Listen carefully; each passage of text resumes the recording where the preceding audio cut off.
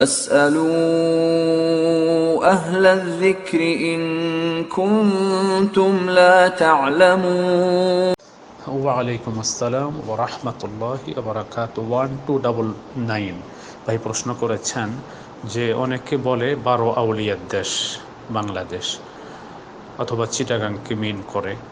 তো এখন 12 আউলিয়া বলতে কি বোঝায়, আর পীর আর ওলি আউলিয়া এর মধ্যে পার্থক্য কি, আর পীর মুরিদি কি ইসলাম সমর্থন করে? তিনটি প্রশ্নই আপনি করেছেন।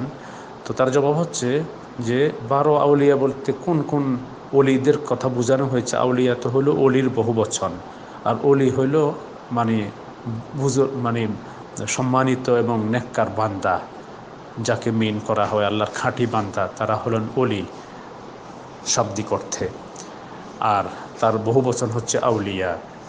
তো এখন কোন 12 জন মিন করছে 12 জন তো আমার জানা নেই।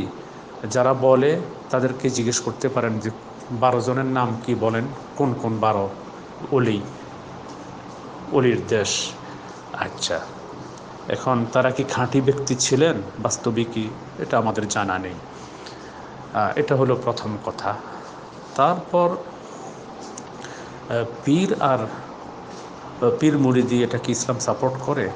তো যেভাবে বাংলাদেশ, পাকিস্তান, ইন্ডিয়া এবং বর্তমানে অনেক আরব দেশেও প্রচলিত হয়ে গেছে যে পীর মুরিদির প্রচলন, এটার সাপোর্ট ইসলাম করে না।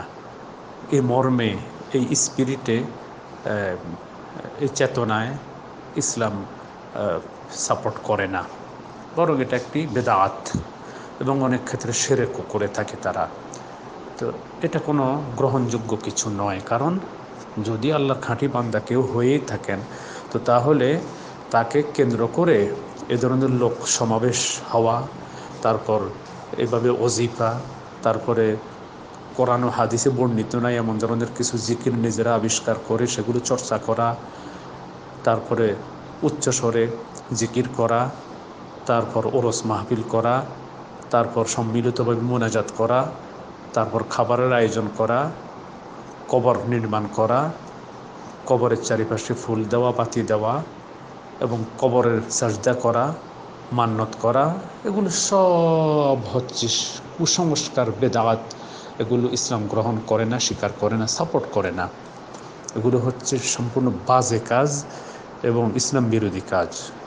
কারণ যদি এগুলি সঠিকই হতো, তাহলে রাসূলুল্লাহ সাল্লাল্লাহু আলাইহি ওয়াসাল্লামের ইন্তেকালের পর পৃথিবীর তৎকালীন যারা বেঁচে ছিলেন খাঁটি নেককার বান্দারা, সাহাবায়ে কেরাম, তারা সবচেয়ে বেশি করতেন।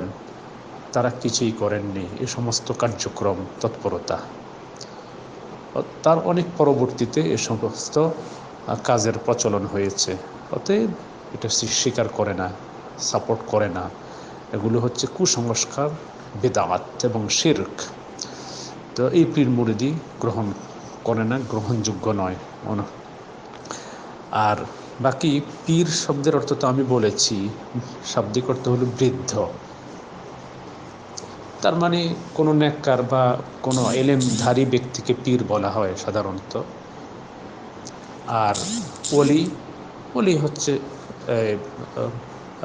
মানে বন্ধু। তো আল্লাহর বন্ধু যে, সেই অলি হয়ে থাকে সাধারণত। তো এখন সেটা তো খাঁটি অর্থে, কিন্তু যেই অর্থে মানুষ অলি আখ্যায়িত করে কোনো কোনো ব্যক্তিকে, কোনো কোনো আল্লাহর বান্দাকে, যেটার বর্ণনা ইতিপূর্বে দিয়েছি, সেটা সঠিক নয়। নতুবা আল্লাহ তাআলা কোরআন শরীফে যে অলির কথা বলেছেন, সেটা তো হলো আল্লাহর খাঁটি বন্ধু, খাঁটি বান্দা, যারা নেক আমল করে এবং শিরক বেদাত বিবর্জিত, মুক্ত, পবিত্র বান্দা যারা, তারা হচ্ছেন আল্লাহর ওলি এবং তারা হচ্ছে আল্লাহর খাঁটি বান্দা, আল্লাহর দোস্ত, আল্লাহর নিকটবর্তী। সেই অর্থে তারা ওলি।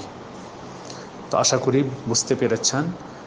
তো আল্লাহ তাআলা আমাদেরকে খাঁটি দৃষ্টিভঙ্গি পোষণ করার তৌফিক দান করুন এবং সকল রকমের কুসংস্কার থেকে নিজেদেরকে মুক্ত ও পবিত্র রাখার তৌফিক দান করুন। আমিন।